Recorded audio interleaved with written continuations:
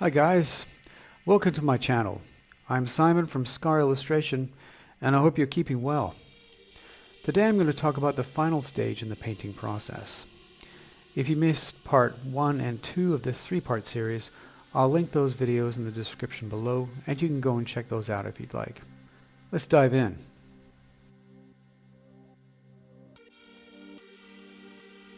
For this stage of the painting, I decided to tackle the most difficult parts straight away, the figure. In the past, I would always opt to work on the easiest things first, and then move on to the more challenging aspects of the painting. My thinking behind that was that with a number of things already completed, there would be less pressure when it came to the harder parts of the painting.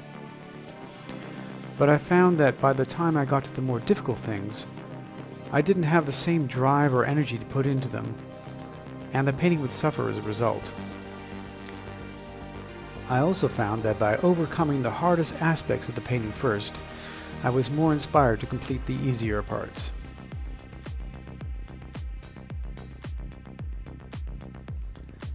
As you can see, I'm now adding and refining some of the existing details.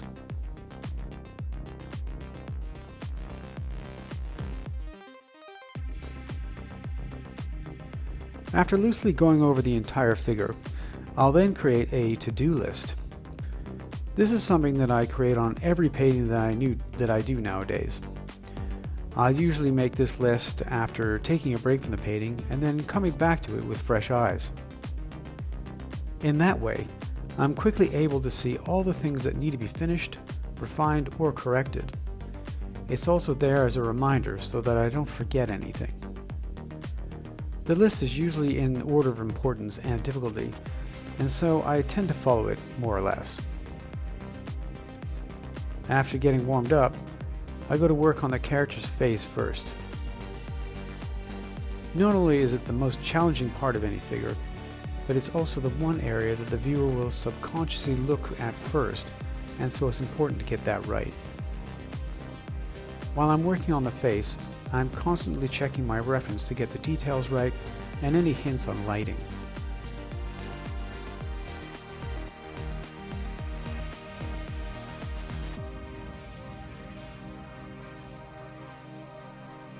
As always, I'm constantly flipping the character so that my eyes don't become too used to seeing how it looks and I'm less able to spot any jarring mistakes. I'm also continually zooming in and out to see how the face looks as a whole, rather than concentrating on smaller areas.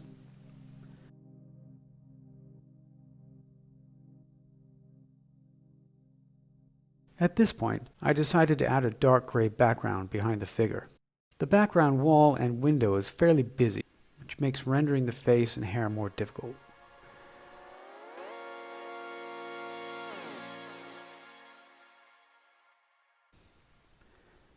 While I was painting the hair, I thought it might be a cool idea to add some reflections in the knife blades. An indication of who she is preparing to fight without it being too obvious. When I'm adding items like this, I'm conscious about not going too detailed, as they're just there as an added bonus and not the main event. Plus, they're relatively small, and so most of the details will be lost. Next up, I'm spending a bit of time refining both of the knives.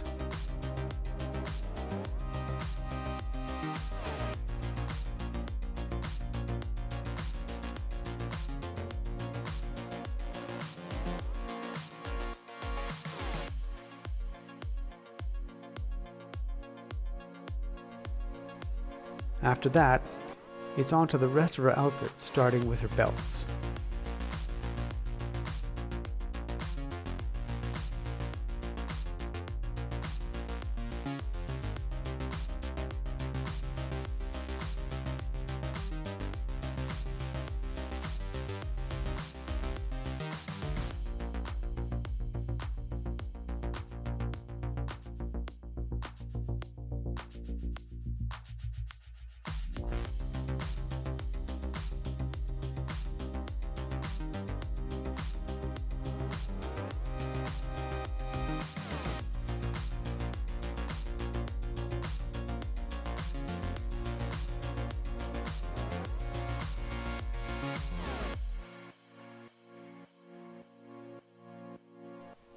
and then moving on to her sword. At this point, the sword looks a bit like a plastic toy, and so I was keen to convey a more realistic look to the weapon.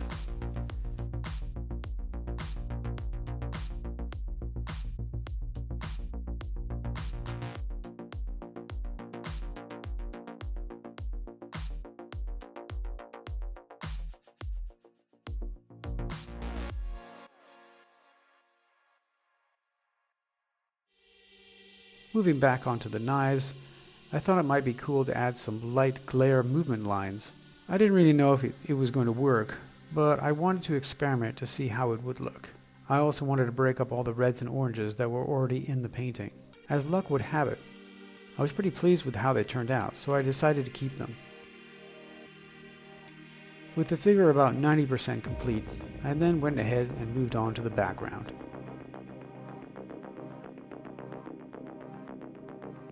I knew that it was going to be a challenge to get the wall and the window to look right, and so I was eager to get going on them. As with the figure, I started with the most challenging aspect, the carved figures.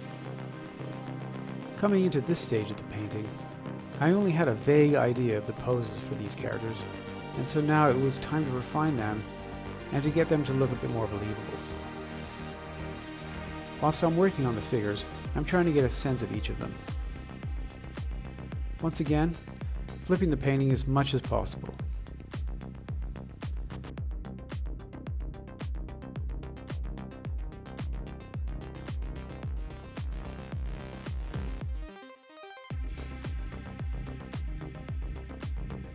At about this point, I decided to move past the sketch, as I wasn't really that happy with some of the elements.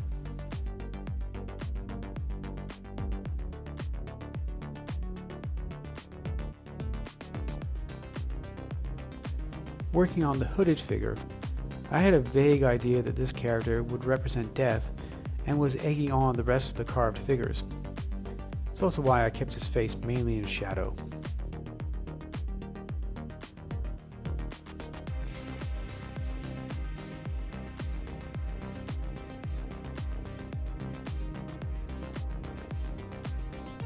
As you can see, I'm now adding more details and depth to the wall, as it felt really flat to me.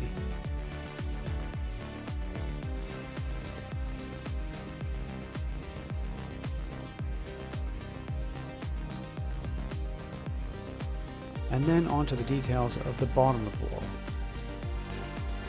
I wasn't entirely happy with this area either, and so I decided to spend some time refining it.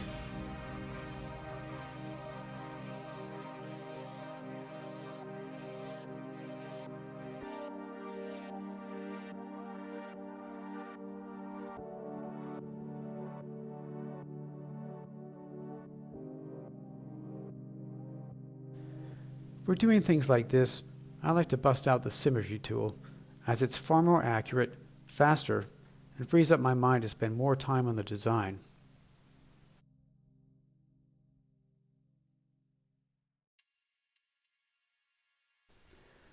I felt that the wall tier above the carved figures was looking a bit plain, and so I first tried some simple lines, but they didn't really fit with the rest of the design. I then went ahead and tried some arches, and these worked much better. When working on the final stage of any painting, I found it's better to stay open to trying new things if the original ideas from the sketch aren't quite working. For the wall tier, directly underneath the window, I started to refine the designs using the symmetry tool once again.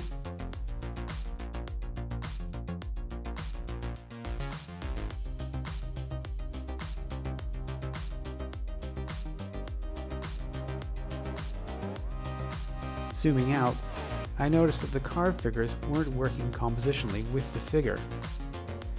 So I decided to switch the first figures from each side, and that seemed to fit better overall.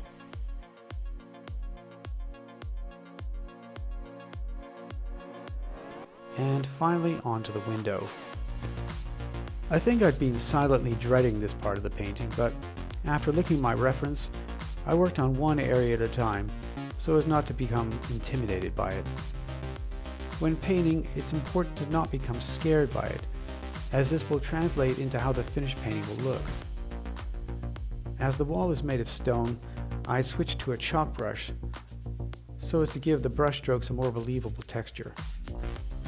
I also wanted the wall to look aged, so I went ahead and added some cracks here and there. I noticed that the window seemed a bit off positionally, so I moved it accordingly. From there, I moved on to rendering out the rest of the window.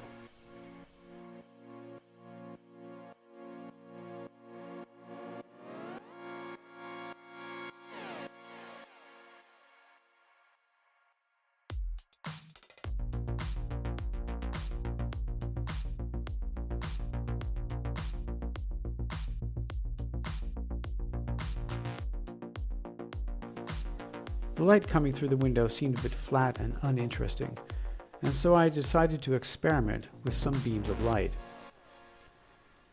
It's not exactly the most original lighting element, but it is effective and adds drama nonetheless.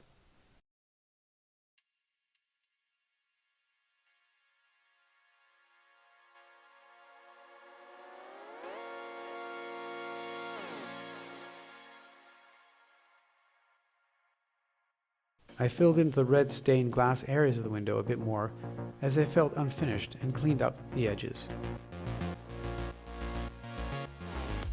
I then experimented with different gradients and some subtle textural effects. I don't normally use the textures that are built into Photoshop, as I don't really like them, but I think they work when used as a subtle effect.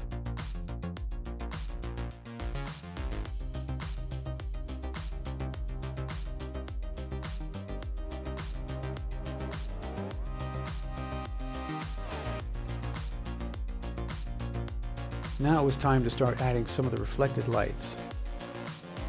I envisaged that the characters that were facing the main character would be carrying candles or torches, and that light would need to be described on the wall elements. To add more interest to the focal points, I darkened the edges of the painting. Next up, I spent time just refining some of the areas on the figure. After that, I then added some broken colors to the shadow areas to add interest. In this case, I added a blue color to balance all the red and orange tones.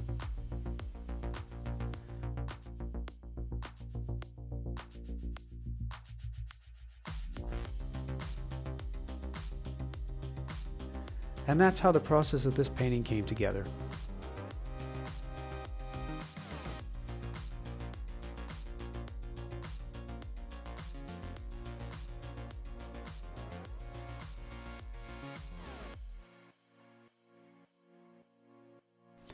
Hope this was helpful, and let me know if you have any questions in the comments below.